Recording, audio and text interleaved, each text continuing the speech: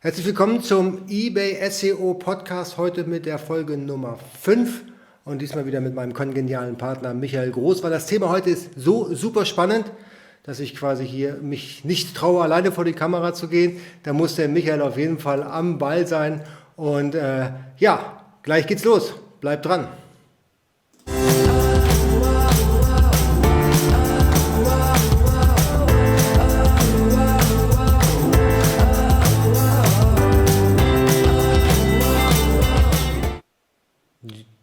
Jo, Michael, du guckst so verkniffen, was ist los?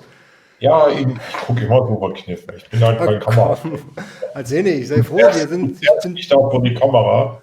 ich bin total pumped. Wir sind schon bei der Nummer 5 und heute geht es um ein echt spannendes Thema und zwar geht es um die fünf wichtigsten SEO-Tipps für eBay-Händler.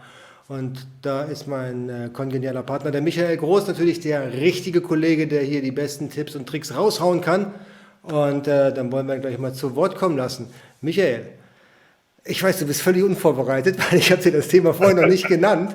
Aber das ist so ein bisschen die Spontanität, die wir jetzt hier gerade in diesem Podcast an den Tag legen. Ja, da würde ich sagen, Michael, was sind so, oder gibt es überhaupt so super Tipps und Tricks im SEO, die keiner kennt und die jeder aber kennen müsste? Nein, andersrum, die keiner anwendet, aber jeder kennt. Oder wie soll ich sagen? Oder jeder kennen müsste. Oder jeder Eigentlich. kennen müsste, genau. Aber der jetzt dran bleibt, der wird sie am Ende des Tages oder am Ende des Podcastes sicherlich kennen. Da würde ich sagen, Ja, Michael, schieß mal los mit dem ersten. es sind eigentlich sind es ja keine Geheimnisse. Ne? Also, eBay kommuniziert sehr gut die Tricks und Kniffe der eBay SEO-Optimierung. Und von daher, wir haben das nur nachgemessen und versucht, das darzustellen. Und das hat halt gut funktioniert. Und deswegen wissen wir jetzt, dass eBay eigentlich recht hatten. Da wissen wir mehr. Das heißt also, das, was wir jetzt hier gleich an den Tipps raushauen, ist wirklich dann auch belegbar, belastbar. Genau. Gut, dann spanne mich nicht auf die Folter. Ich will auch wissen, wie es funktioniert. Nee, der erste Tipp, den ich habe, immer in die richtige Kategorie einstellen. Das ist so mit eines der wichtigsten Dinge. Und wenn ich meine, die wichtigste oder die richtige Kategorie, und bedeutet das nicht, was du als Händler meinst, was die richtige Kategorie ist, sondern was eBay meint, was die richtige Kategorie ist. Ne? Weil eBay sucht nur in den Kategorien, wo eBay meint, dass der Artikel, der zu dem Suchbegriff passt, sich finden lassen würde. War das jetzt zu kompliziert? Nee, ne? Nee, absolut nicht. Nein, ich meine, das weiß man ja, ne? Dass man beispielsweise Autoersatzteile nicht im Babyzubehör findet. Ja, wenn ich da, keine Ahnung, einen Vergaser eingebe im Babyzubehör, dann werde ich nichts finden, nehme ich mal an. Das stimmt, aber es gibt halt auch grenzwertige Sachen, die dann wirklich, wo jeder sagt, hey, eigentlich, das gehört ja gar nicht da rein, das gehört ja in die Kategorie rein, ich stelle das mal in die Kategorie rein. Also Tipp Nummer 1 zu dem Thema Kategorie wäre, nimm die richtige. Tipp Nummer 2, wenn du dich von eBay nicht überzeugen lassen willst, was die richtige Kategorie ist, dann probier es zumindest aus und messe es nach, ob dein Artikel in der Kategorie, wo du denkst, dass der Artikel reingehört, genauso gut gefunden wird, wie in der Kategorie, die eBay vorschlägt. Aber vorhin sagtest du grenzwertig. Das heißt, wenn ich mich jetzt über den Vorschlag von eBay hinwegsetze und sage, der Artikel, den ich jetzt hier gerade liste, der gehört gar nicht in die Kategorie, die mir eBay vorschlägt, dann werde ich nicht gefunden. Beziehungsweise so habe ich es jedenfalls verstanden. Auch wenn es sicher Genau. ist, dass der Artikel Nicht, da reingehört. nicht gefunden oder schlechter gefunden. Das ist ein bisschen abhängig von der Menge der Suchergebnisse. Also wenn die Anzahl der Artikel, die gelistet sind, zu einem bestimmten Suchbegriff nicht so hoch ist, dann guckt eBay auch schon mal gerne in anderen Kategorien. Okay, gut, das habe ich verstanden. Ja, aber wie kriege ich denn raus, was die richtige Kategorie ist, wo eBay glaubt, dass der Artikel da reingehört? Ja, erste Antwort wäre natürlich Bgraph. Ne? Also Baygraph hilft dir Und schon dabei. ja, Bgraph zeigt dir definitiv an, die Kategorie schlägt eBay vor zu deinem Suchbegriff. Das Ganze hat natürlich auch ein bisschen was mit Keyword-Recherche zu tun. Ne? Wenn ich an der Stelle schon mir das falsche Keyword raussuche, zu meinem Produkt, dann bin ich dann schon in der falschen Kategorie drin, etc. Das ist halt wie ein Rattenschwanz. Ne? Also du musst von Anfang, das fängt bei der Keyword-Findung an und dann halt, wie gesagt, das nächste, die richtige Kategorie und dann sollte eigentlich alles passen. Aber um darauf zurückzukommen, Weggraph kontrolliert natürlich die Kategorien in Bezug auf das Keyword Ja. und eBay schlägt natürlich die richtigen Kategorien selber vor. Ne? Erstens mal in der Auto-Suggestion und ganz einfach, wenn man es noch einfacher haben will, die eBay-Suche benutzen und dann habe ich links die Kategorien, in denen eBay sucht. Okay, aber der einfache Weg, einfach Baygraph fragen. Baygraph hilft da weiter. Genau. Genau. Und das alles Zumal ich dann, auf Basis von Keywords. ja. Zumal ich dann bei Weggraph, was wir wahrscheinlich in einem der nächsten Podcasts irgendwann vorstellen werden, wenn ich da in der falschen Kategorie drin bin, kann ich natürlich auch direkt, wenn ich einen Token hinterlegt habe, direkt in die richtige Kategorie wechseln. Das ist ein bisschen kompliziert, wenn eBay da eine Kategorie, ich glaube die L3-Kategorie ist das, die eBay vorschlägt, und dann in der L5 oder L6 rein muss, nur anhand der Nummer oder es ist halt ein bisschen schwierig, dann trotzdem, je nachdem mit welchem Programm man arbeitet, die richtige Kategorie zu finden. Da sind im eBay-Backend sind meistens oder gibt es Kategorien, die sind im Backend anders benannt als im Frontend und dann über die Nummer kann ich auch nicht so gut suchen. Also es wird schon schwierig. Besser ist das dann, wenn ich das über Weggraph mache. Wir stellen dann nur die Kategorien dar, die unterhalb der von eBay vorgeschlagenen liegen, kann ich mir direkt der passende auswählen, fertig. Okay, alles auf Keyword-Basis und da wir jetzt schon mal bei Keywords sind, der nächste SEO-Tipp, den ich glaube jeder da draußen kennt, der sich auch nur annähernd mit eBay beschäftigt hat, die Keywords, die wichtigsten Keywords gehören in den Produkttitel bzw. Produktnamen. Wenn ich das da nicht eingetragen habe, dann muss ich mich auch nicht wundern, wenn ich nicht gut ranke. Da stimmst du mir wahrscheinlich zu, genau, weil das ist quasi wie beim SEO, wer sich so ein bisschen mit Google SEO auskennt, da ist halt auch der Page-Title, also da alles das, was bei eBay, bei Google dann eben in dem Suchergebnis oben angezeigt wird, das ist quasi das Wichtigste, der Page-Title und bei eBay ist es dann eben der Produktname gleichzusetzen mit Page-Title. Also das muss passen, da müssen die stärksten Begriffe rein, ja. Und wer die Hausaufgaben macht, der hat also schon mal, ich sag mal, 50-60% gut optimiert, oder? Ja. Kleine Ergänzung noch zum Titel. Wer Wert legt auf die Marke, sollte die Marke im Titel unterbringen. Also zum Brandbuilding zum Beispiel. Ja, zum Brandbuilding oder auch wenn ich Magenprodukte verkaufe. Also es gibt zwar bei eBay das Artikelmerkmal Marke, aber das wird nicht indiziert. Okay, ja, guter Tipp, weil da sind wir nämlich jetzt schon beim Tipp Nummer 3. Das heißt, die Keywords sollten nicht nur in den Produkttitel rein, sondern wenn man hat ja nur 80 Zeichen Platz in dem Produkttitel, da kriegt man im seltenen Falle wirklich alle Keywords rein.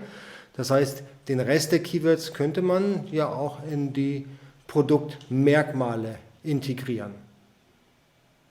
Merkmale, richtig, ganz genau. Da gehören ja eigentlich noch die restlichen Keywords rein.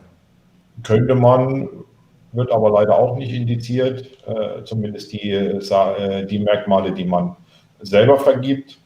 Das ist der Punkt. Das ist genau der Punkt, weil man sollte diese Keywords nur in die Merkmale einfügen, die eBay schon von Haus aus für die Kategorie bereitgestellt hat. Genau, weil die werden auch indiziert. Ne? Die eigenen Merkmale werden da nicht indiziert, mit einer Ausnahme. Es gibt das Feld MPN oder in manchen Kategorien heißt das auch Herstellernummer. Muss man ausprobieren. Also das Feld MPN oder die Herstellernummer werden in den Artikelmerkmalen indiziert. Okay, guter Tipp. Ja, also das sollte man sich dann vielleicht auch nochmal notieren, wo man die Keywords tatsächlich alle einfügen kann, eben in die Produktmerkmale, die eBay vorschlägt, in die MPN, ja, oder halt dann in den Produkttitel. Ja, sehr schön. Hast du sonst noch einen Tipp? Wir haben nämlich jetzt aktuell 3. Wir brauchen noch 2 Tipps, um auf unsere 5 zu kommen. Was ist der nächst heiße Tipp von dir? Selbstverständlich, wenn ich meine Tipps dazu nehme, kommen wir sogar auf 6. Was machen wir dann? Nee, für 6 machen wir dann extra. Okay. Da muss ich mir überlegen, was ich jetzt weglasse. Nee, also SEO-Tipp auf jeden Fall mobile Kurzbeschreibung. Yes. Mobile Kurzbeschreibung muss definiert werden und muss richtig definiert werden. Es gibt da mehrere Gründe für. Als erstens ist die mobile Kurzbeschreibung ein Ranking-Faktor. Das heißt, wenn man sie definiert hat, dann wird man von eBay besser gerankt. Wenn eBay sie selber definiert, hat das keine Auswirkung aufs Ranking. Okay. Das war der Grund 1 für die mobile Kurzbeschreibung. Und dann haben wir natürlich auch die immer mehr werdende, prominentere Darstellung der mobilen Kurzbeschreibung. Mobil ja sowieso, der als Produkttext nur die mobile Kurzbeschreibung, um dann die und auf dem Desktop in der neuen Produktansicht, ich weiß nicht, wer die schon gesehen hat, kann man oben auch ausprobieren bei eBay, wenn man eingibt ebay.de/itm/ und dann die Artikelnummer, kommt man auf die alte Produktansicht. Wenn man das ITM nur durch ein I ersetzt, dann kommt man auf die neue Produktansicht. Das heißt, wir haben dann an der Stelle nur noch die mobile Kurzbeschreibung und sind von der kompletten Beschreibung einen weiteren Klick entfernt. Also ist dann quasi losgelöst vom Kaufen-Button. Wenn ich in die mobile Kurzbeschreibung noch ein paar Keywords unterbringe, hilft das oder ist das völlig egal? Das hilft definitiv, soll man aber ein bisschen differenzierter sehen, weil die mobile Kurzbeschreibung schon ein bisschen als beschreibenden Text darstellen, weil, wie gesagt, das ist das Einzige, was der Kunde noch sieht, bevor er eventuell auf Kaufen klickt. Also da in die mobile Kurzbeschreibung eine Ansammlung an Keywords würde ich eigentlich nicht machen. Okay, das heißt also, da soll ich schon ordentlich dann was zum Kaufen anregend formuliert werden. Reinschreiben, also wirklich grundlegende Produkteigenschaften. Ich hatte noch vergessen zu erwähnen, dass die mobile Kurzbeschreibung auch anstelle des Untertitels in der Listing-Ansicht angezeigt wird, wenn man keinen Untertitel definiert hat. Und zwar aber nur in der Kategorieansicht. Das heißt nicht, wenn man über einen Suchbegriff geht, sondern wenn man sich bei eBay durch die Kategorien braust, sage ich jetzt mal dazu. Ne? Also entweder ich gehe über den Kategoriebaum oder ich bin in einem Produkt drin und klicke mich da. Ich glaube, oben sind ja dann die Kategoriepfade dargestellt. Wenn ich dann da drauf klicke, im Kategoriebrowser,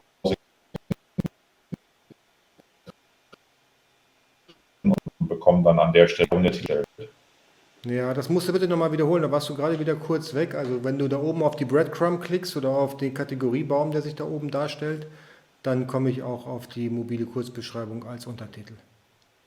Genau. Also wenn ich da oben auf diese Kategoriepfade, Breadcrumb heißt das, glaube ich, aufklicke, komme ich auch ins Kategoriebrowsing rein und bekomme dort die mobile Kurzbeschreibung anstatt der Untertitel dargestellt. An der Stelle sind das 2 Zeilen. Kurze Frage, da eingegrätscht, dann wird denn der eigentliche Untertitel, wenn ich den gebucht habe, ausgeblendet oder wird er nur dann dargestellt, wenn ich den nicht gebucht habe? Nur wenn ich ihn nicht gebucht habe. Alles klar. Okay, cool. Super. Also dann das auf jeden Fall mobile Kurzbeschreibung, sehr wichtig, sehr schön. Und dann haben wir jetzt den 5. und letzten Tipp, den wir heute jetzt hier in dem Podcast raushauen. Willst du das nicht? Ja, ich weiß nicht, wenn du einen besseren Tipp hast als ich, dann. Okay, so sag deinen Tipp. Also ich würde nehmen, ganz wichtig, die Variantenbezeichnung. Okay, gut. Ja, dann sind wir. Also mein Thema ist so komplex, dass wir wahrscheinlich einen ganzen Podcast dafür einzeln drehen könnten, was ich vorgeschlagen habe. Deswegen ist die Variantenbezeichnung, glaube ich, die bessere Variante. Jetzt in diesem Moment, für den anderen machen wir nochmal einen extra Podcast. Genau, also Variantenbezeichnung ist die beste Variante.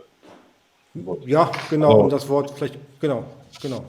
Die Variante sollte als Variantenbezeichnung benutzt werden. Viele von euch kennen die Kategoriefilter.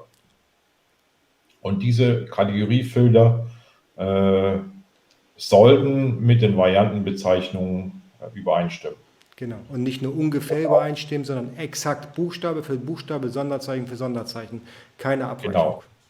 Das ist Buchstabe ganz für wichtig. Buchstabe, Sonderzeichen für Sonderzeichen. Und auch nicht nur die Variantenbezeichnungen stimmen, sondern auch die Werte für die Varianten. Das heißt, ich habe zum Beispiel eine Variante Farbe dann, und habe eine Farbe weiß, dann muss meine Farbe weiß, kann ich schreiben, wenn eBay sie mit Doppel-S schreibt.